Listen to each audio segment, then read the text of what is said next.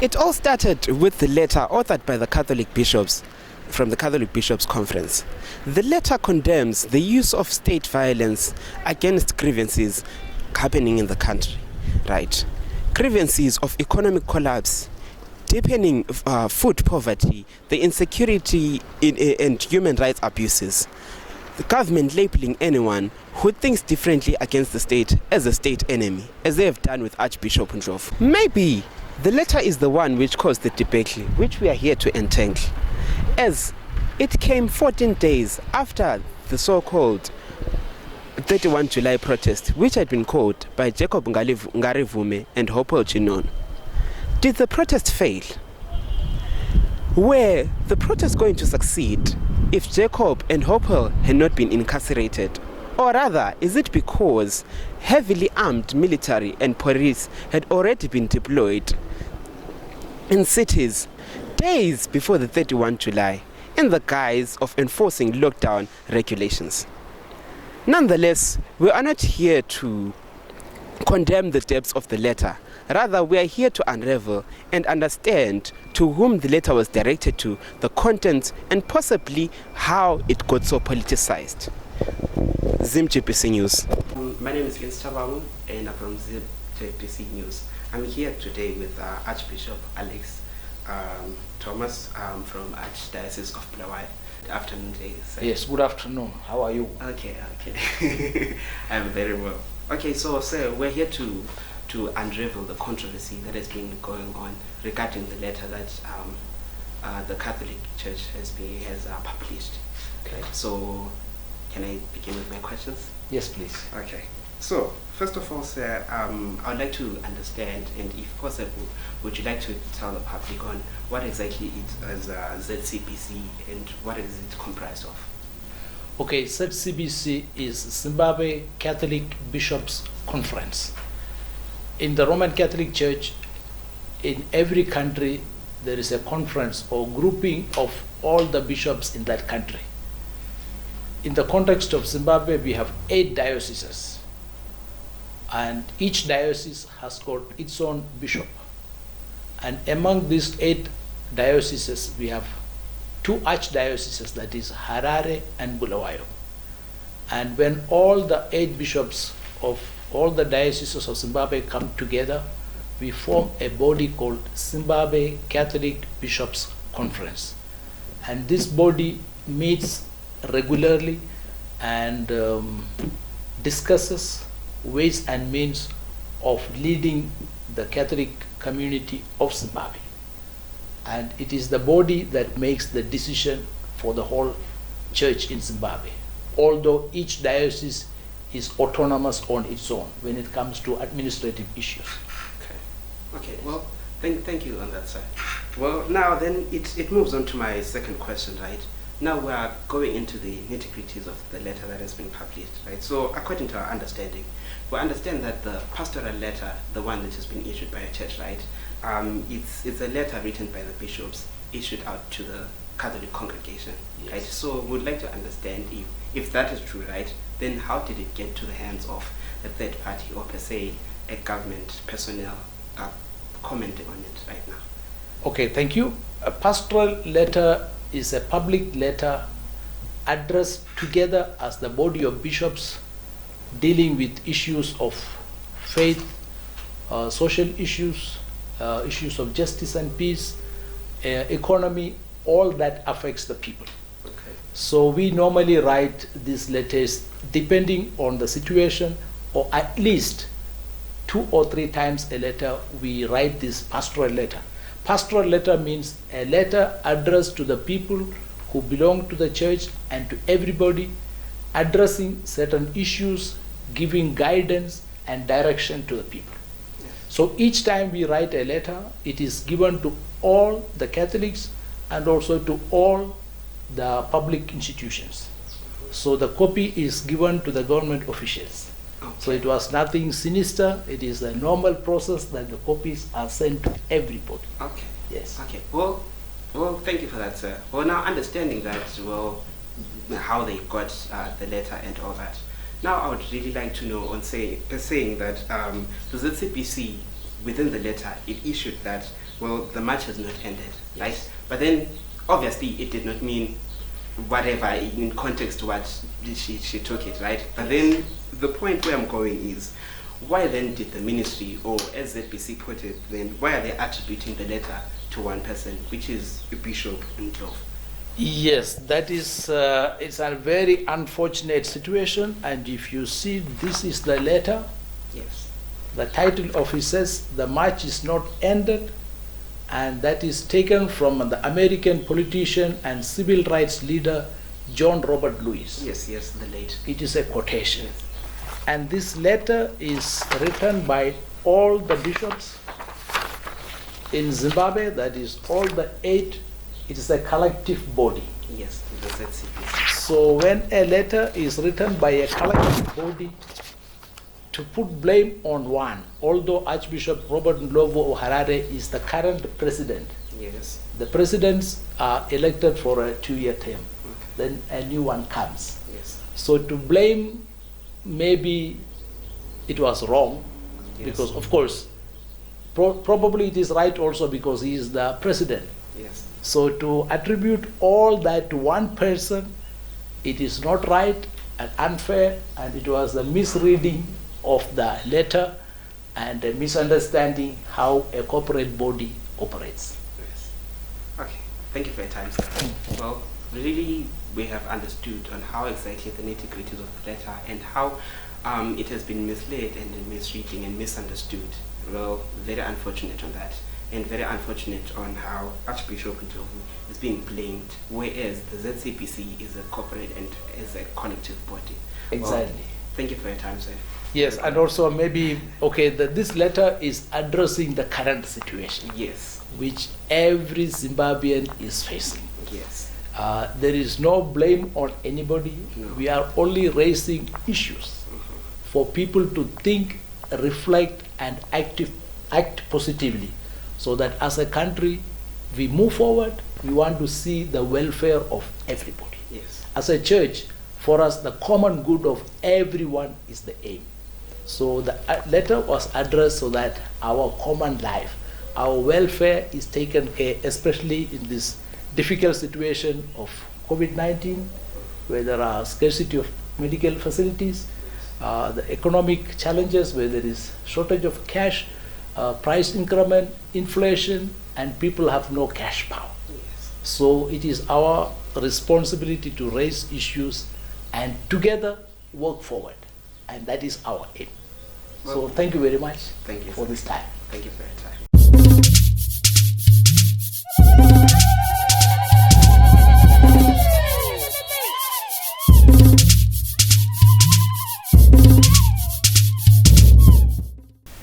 On the 14th of August, barely a day after the release of the pastoral letter by the Catholic bishops, did the Zimbabwe government respond.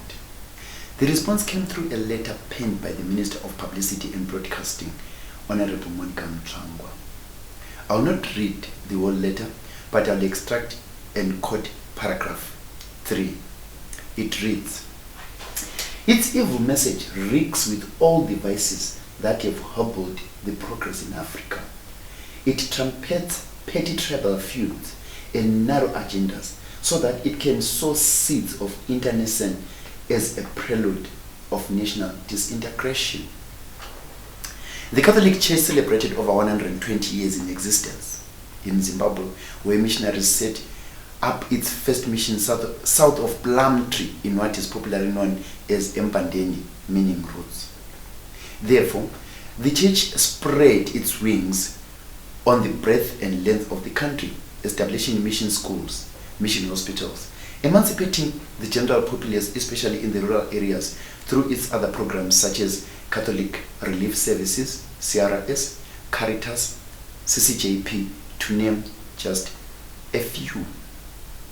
The paragraph I referred to from the Mutsvangwa letter seeks to shun the work that has, is, and will be done by the Catholic Church, derail and dissuade the same. Of note, the letter somehow singles out the Archbishop of Harare, Robert Christopher Ndlovu, as being the author of the bishop's pastoral letter. The letter equates Archbishop Ndlovu to Athanase Seromba, who was referred to as an archbishop, yet he was merely a priest from Rwanda. Records will reveal that Father Athanase Seromba did participate and engage in the 1994 Hutu-Tutsi genocide of Rwanda, acted in his own capacity without the blessing of the church. Yet Archbishop Ndlovu, as narrated by Archbishop Thomas Alex of Bulawayo, acted in unison with all the bishops that comprise the ZCBC. The pastoral letter will reveal the signatories of the total of 7 bishops. Why then was Archbishop Robert Christopher Ndlovu singled out as the sole author of the pastoral letter? Is it because Archbishop Ndlovu reigns from Matepeleland? Is it because the letter mentioned the Kukraundi debacle? Solidarity letters poured in, and they are still pouring in, all of them in support of the pastoral letter. First to support the bishop was the Catholic Lawyers Guild, who had this to say. The attack was issued through the Minister of Information, Publicity and Broadcasting Services, on 15 August 2020. Minister Monica Mutsvangwa read out the statement on national television and radio on the evening of 15 August 2020. We further note with concern the attempt by Minister Mutsvangwa to divide the bishops by targeting the Archbishop of Harare and President of the Zimbabwe Catholic Bishops' Conference. Archbishop Robert Christopher Ndlovu is singled out in government's disgraceful statement. The pastoral letter denounced the current human rights situation in Zimbabwe and noted that the call for demonstrations is the expression of growing frustration and aggravation caused by the conditions that the majority of Zimbabweans find themselves in. It also noted that the current crisis comes on the backdrop of unresolved past hurts like Gukurahundi, which continue to spawn even more angry new generations. The Evangelical Federation of Zimbabwe sent in theirs as well. The Southern African Bishops' Conference stood by the ZCPC. The Zimbabwe Church of Councils, the Zimbabwe Peace Project, all were in support of the Catholic bishops of Zimbabwe. Ironically, it has been widely viewed that the Catholic Church and the Seventh-day Adventist are nemesis. These differences were shelved this time around as the Seventh-day Adventist lawyers, ALA, came in to support the pastoral letter. What is of some note is that most of the organizations that have stood with the Catholic bishops state that in one way or the other, they have tried to engage the government over the situation in the country. Even the Catholic bishops' letter on point 4 reads in part. As bishops, we have tried to open an honest dialogue on our healthcare personnel and healthcare institutions, and the door was shut in our faces. It is of no surprise, or should I say coincidentally, the former late president of Zimbabwe, Robert Gabriel Mugabe, in 1983 penned a similar letter to that of Mutsvangwa. However, Mugabe's contents were of similar nature. It wanted to dissuade the church from engaging into politics, but Mugabe's letter did not carry the vile, repugnant, derogatory, abominable content to that of Mutsvangwa, which are abhorrent and demeaning the men of the cloth.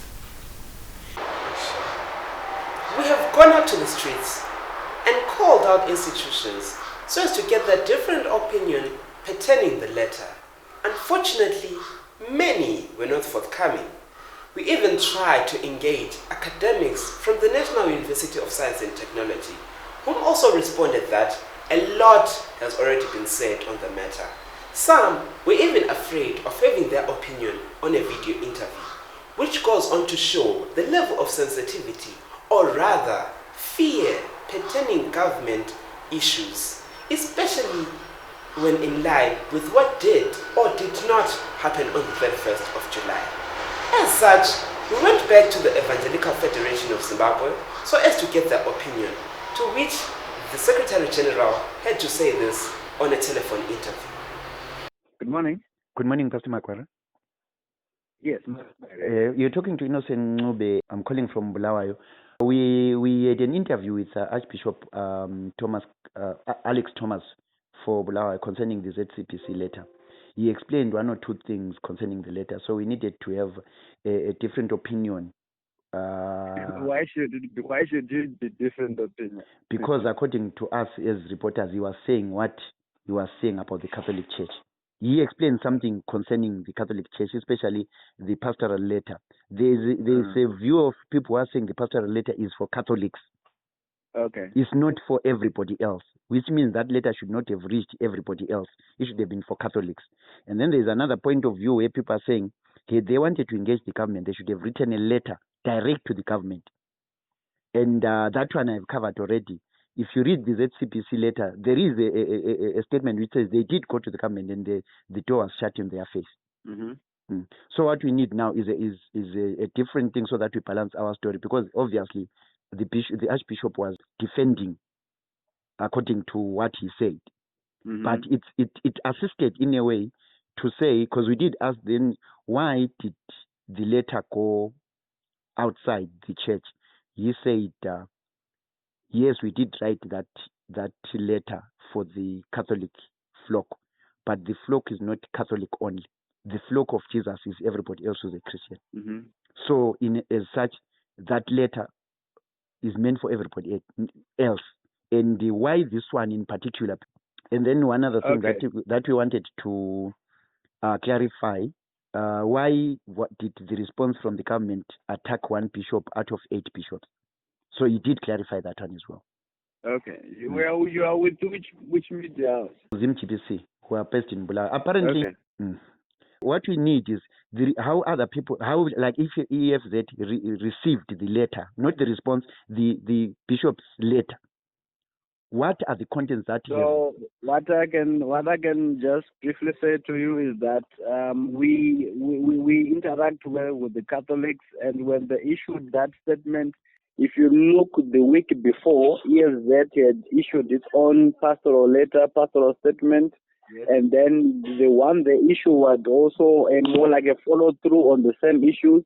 And after their letter, we also issued a solidarity statement again. So I can invite you to either just go on our social media handles, on Facebook, on Twitter. You'll be able to find the actual statements we released and the one we released after the Catholic one. So they will tell you our view concerning the same message that they are echoing. May I ask one or two questions? Mm-hmm. Was the letter correctly dispersed to everybody else, or was it supposed to be for the Catholic flock only? The challenge we have, my brother, is that how do you think it was best to have been dispersed? People are not all physically meeting. People are meeting online, and when something is produced and it's shared digitally, it is shared to those who are able to meet and those who can't meet. And then it is also a public thing because it's an open issue. Okay. For us to debate whether that was the right platform, for me, I don't think I'll go on in that conversation now. Okay, let me rephrase the question, Pastor. Was the ZCPC letter for public consumption? What do you mean by public? It was for everyone. For everybody else, for the country, for the population of Zimbabwe. It was, they were writing it as bishops to the Catholics, and there are others who may not necessarily say they are Catholic, but they identify with what the bishops are saying. So it becomes a letter for everyone. Okay. Another question. May I have your own opinion on why then, since the letter was signed by 8 bishops, why did the government respond by attacking one bishop? I don't know. You have to ask government for that. I don't know. Okay. Lastly, why particularly this letter, Pastor, when the Catholic Church releases pastoral letters every now and then, taking into cognizance that there is another letter that they released in 1983, where the later former President Robert Mugabe did the same thing. My brother is that I can't speak for government. Why this letter? You see, so it is up to them to. What we know is that from reading what wrote as a reply, though there are reasons why, which he mentioned in that letter. So it would be good just for you to be able to just take verbatim his words. That will give you a picture of why. I can't really say that because of this, because it's their view, and I wouldn't want to speculate why. But it must be known that churches have been engaging the government, and last time when we did a call around the Sabbath call, there was a 19-page response that came from government, because we did that as collective, as churches. So they respond when they want for their own reasons. So I cannot answer why they responded now. Okay. So you stand by the solidarity of EFZ concerning the ZCPC letter? Yes. And also I draw attention to the previous statements we had released before the Pastoral, because the story is the same, the message is the same. So it's acceptable statement, because that's why we have to reply a solidarity statement. Okay. Thank you, Pastor. Thank you for the call, my brother. Ladies and gentlemen, it is known that the African culture is built on the foundations of Ubuntu and solidarity. On such, will the government and the bishops come together, iron out their differences, and move the nation forward in peace and harmony? What is wrong, no matter how many people pretend that it is right. And no matter how powerful somebody wants to pretend, what is wrong, period. This is Instagram. Zimchip